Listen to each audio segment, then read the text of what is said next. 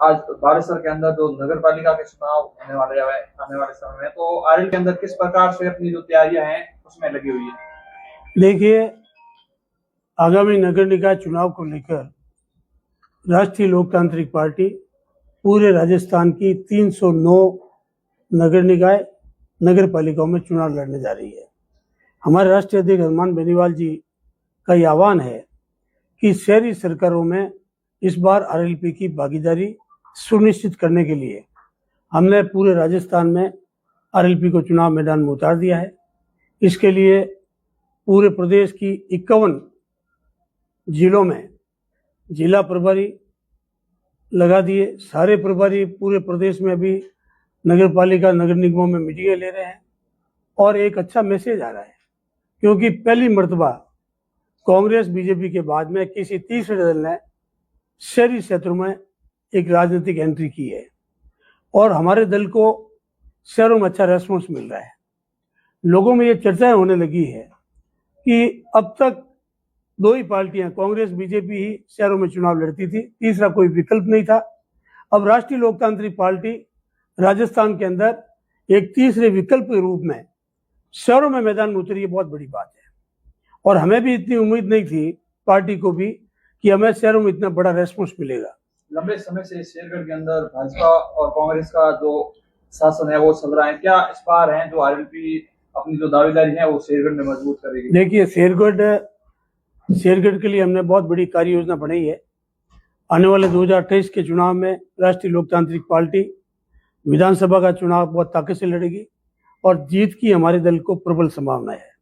अब तक जो कांग्रेस बीजेपी के जो प्रतिनिधि है, मैं उनके ऊपर कोई व्यक्तिगत टिप्पणी नहीं करना चाहूँगा, लेकिन उनके कार्यों से लोग संतुष्ट नहीं है।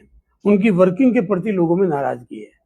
जो अदला बदली का अब तक खेल चलता रहा, उससे लोग ये कह रहे हैं कि हमारे पास तीसरा विकल्प नहीं था, हम इन दोनों दलों से दबे हुए हैं, परेशान हैं, इनके कार्यों से संतुष्ट नहीं है। तो राष्ट्रीय लोकतांत्रिक पार्टी आने के बाद में आज गुड़ी देवी जी आपके सामने बैठी है। ये मेघवाल समाज की महिला है और एक गरीब परिवार से उठाकर हनुमान बेनीवाल जी ने इनको प्रधान बना दिया।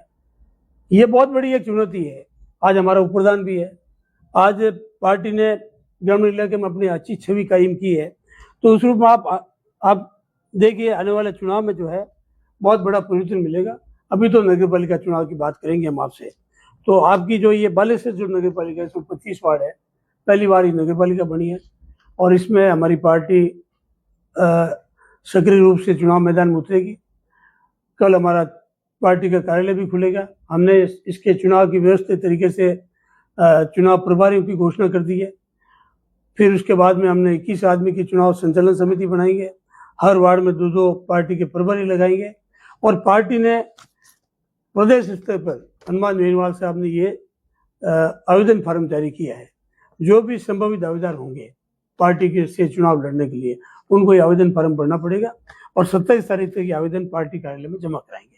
हमने कंट्रोल रूम यहाँ बना दिया हर नगर पालिका में और नगर पालिका स्तर पर भी पार्टी अपना एक मैनिफेस्टो चुनावी घोषणा पत्र भी अपने स्तर पर बना रही है, जो नामांकन प्रक्रिया और चुनाव प्रत्याशी की फाइनल लिस्ट जब जारी हो जाएगी, उसके बाद में हर नगर पालिका स्तर पर एक बड़ी बड़ी आम सभाएं हम करके वो चुनावी मैनिफेस्टो और हमारी पार्टी की रूपरेखा का तमाम जो है वो खाका हम आम लोगों के बीच में रखेंगे। तो इस रूप में हम बहुत तैयारी के साथ, बहुत ताकत के साथ, अनुशासित तरीके से लोगों का भरोसा जीत कर इस मैदान में, शहरों में हमारी पार्टी चुनाव मैदान में है। कौन से मुद्दों पर चुनाव लड़ेगी? देखिए, इस बार हम जो है बड़े मुद्दे हाथ में नहीं ले रहे हैं।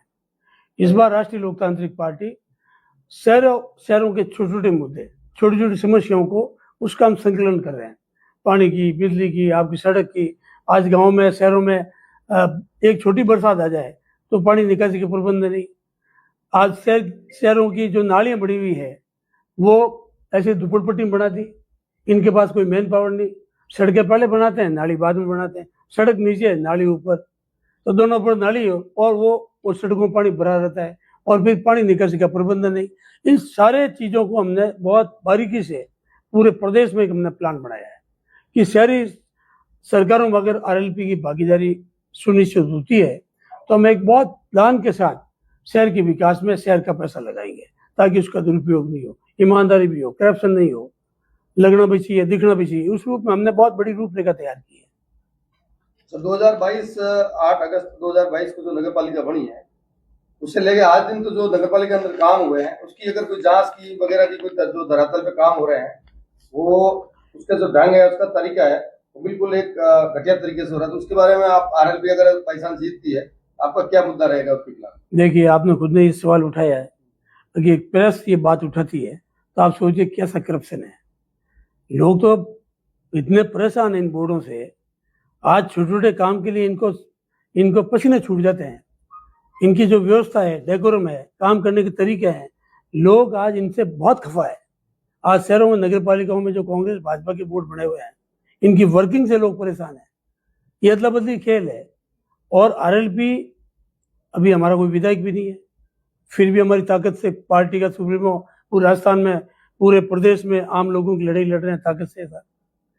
तो शहरों में हमारी सरकार तो आने दो, फिजा बदल देंगे, लोगों की भावना करूँ हमारी पार्टी काम करेगी, लोगों को महसूस करा देंगे कि पहली बार आपने तीसरे मोर्चे को, तीसरे विकल्प के रूप में आरएलपी को आपने चुना है, तो हम उस रूप में काम भी करेंगे।